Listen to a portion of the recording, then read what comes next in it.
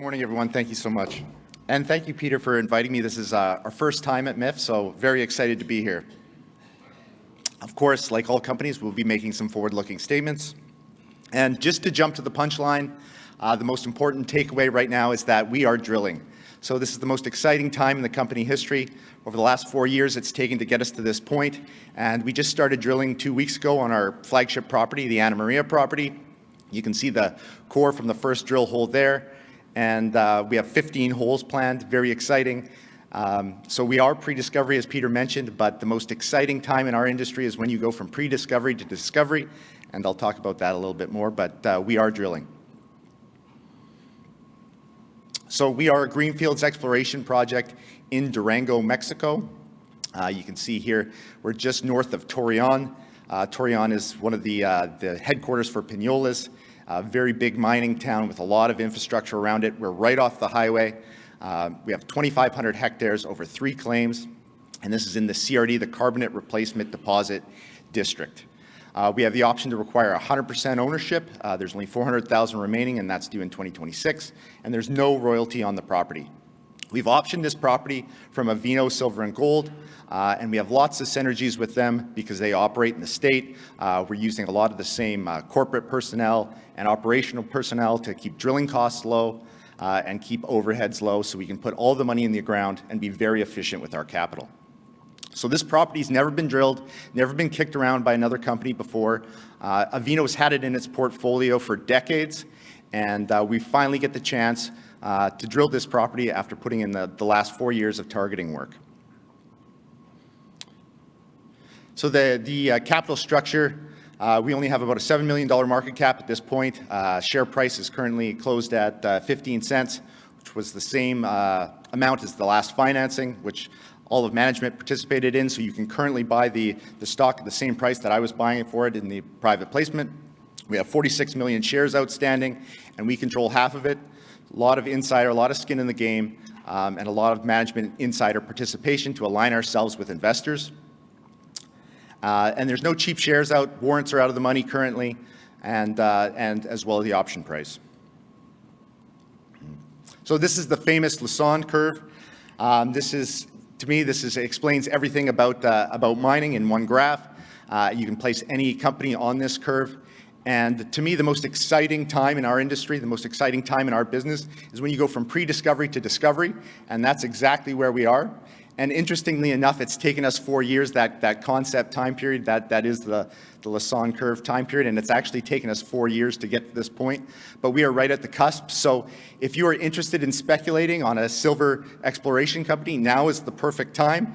Obviously before the drill results come out, because we are drilling right now, and we expect results later this year. So the model that we're following is the CRD SCARN model, that Carbonate Replacement Deposit Model, SCARN model. This was pioneered by Dr. Peter McGaugh of MAG fame, he's discovered a number of mines, certainly in Mexico. And the main takeaway from the CRD SCARN model is that you get essentially 2 targets with the same geological feature. So you have that intrusive, that hard intrusive, penetrating softer carbonate rocks, and you get a SCARN target and a halo effect around the intrusive, and then distal to that intrusive, you have a CRD in these vertical chimney or flat-lying manto targets. So that was a cross-section, and this is a top-down view. You see that main pink structure there, that is the intrusive, that actually outcrops on surface, with that green color being those soft carbonates. We have that claim on that boundary between the intrusive and the carbonates. That's that SCARN target. But our main target that we're drilling, that we have permits for, that we're currently drilling on, is that CRD target, where we're expecting these either vertical chimneys or those flat-lying mantos.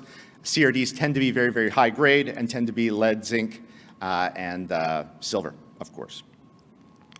So when we got the property 4 years ago, there wasn't a whole lot of work done, so we went to work. And we mapped the property extensively. Our geologists spent hours and hours in the field looking at a bunch of different aspects of the property, and what we found is a lot of these historical adits. And these were done by small-scale Mexican miners prior to the time of the revolution. And this is fantastic to see because they were chasing certain veins for a certain period of time. They didn't go at depth. There was no drilling done. There was no levels. But it certainly indicates that there was something there. And as we know, it didn't fall from the sky. So what's underneath is really the interesting thing. And as it turns out, there's 37 of these specific adits, and they all kind of group together. And we want to test what's underneath that. And we believe that the system is all connected below potentially. And that's the really exciting part. So we've tested that. We put 1,500 samples together, our geochem work, and what we got back was quite interesting. You know, you see 1,200 gram per ton silver, 1,300 gram per ton silver, 15% lead, 11% zinc. Numbers you would expect for a high-grade CRD, and there's some analogous mines in the area that kind of have some of these grades. But that's very encouraging results, and that helps develop our targeting as far as layering in these geochems and making contour maps and understanding where the potential high grade and the best part of the system is. So the mine that's adjacent to Anna Maria is the Awela mine. And that was first discovered in 1598. It was one of Peñoles' first mines. And it pulled out 160 million ounces at very, very high grade over a number of years. And the beauty of this is it's actually a mining museum now. They actually rebuilt that bridge. So if you're in the Torreon area, you can actually go visit this and walk that bridge. But what it does allow is for our geologists to spend a lot of time there and look at the geological features to see the similarities. And what they found is there's actually a lot of similarities to the Awela mine as what we have at Anna Maria. This is a top-down map, kind of the regional geology here. Once again, you see that main intrusive. You see the Awela mine 9 kilometers on the other side of that intrusive, and then the La Platosa mine just north of that at the top part of the page there. It is well documented that intrusive created the Awela mine and the Platosa mine. Peter McGaw actually found the Platosa mine. We are 9 kilometers on the other side of the intrusive. And the hope and the idea and the theory is if that intrusive created the Awela mine and the Platosa mine, maybe there's a good chance that it created a mine on the other side of it. And that's why we're drilling to test it. So what are we drilling? We're drilling up to 2,800 meters based on those geochem, the geophysics, all those mapping results. Using Avino relationships, we can drill for $125 a meter, which is significantly cheaper than a lot of other competitors in the area. And the follow-up work will be based on, obviously, the drilling results with that follow-up skarn work to be another target generated by that same intrusive. And as you can see here, the area that we're drilling, it's about 1.5 kilometers by 1 kilometer on that northwest-southeast trend. Underneath the workings there, certainly large enough that it could host a deposit if indeed we find something. Of course, that's forward-looking, but that's the theory. So a number of notable people involved. I think we punch way above our weight for a little company. David Wolfen, he's been in the business 35 years, certainly knows it quite well. He's our largest shareholder and a big supporter. Peter Schreiber started PI Financial with Max Meyer in the 80s. Stephen Williams is the VP of Investor Relations for Lundin Mining, a few billion-dollar company. I myself am a professional engineer and a silver bull. I've worked in silver companies and silver mines from Argentina to the Yukon. Hansa Catchpole is a PhD geologist. He is the ex-VP Exploration for GR Silver and has worked for Teck. Carlos Rodriguez, he's our VP of Exploration, lives in Durango, went to school at Colorado School of Mines, credited with discoveries. He's the COO of Avino and the VP of Exploration for Silverwolf. Another notable guy, Vic Shevlin, he discovered the Cordero deposit, 1.4 billion ounces of silver, one of the largest silver deposits in the world. He's involved with the company. Terry Solomon, once again, very well-respected gentleman, and Solomon Partners, who's raised billions of dollars for Pan American Silver and Silver Wheaton.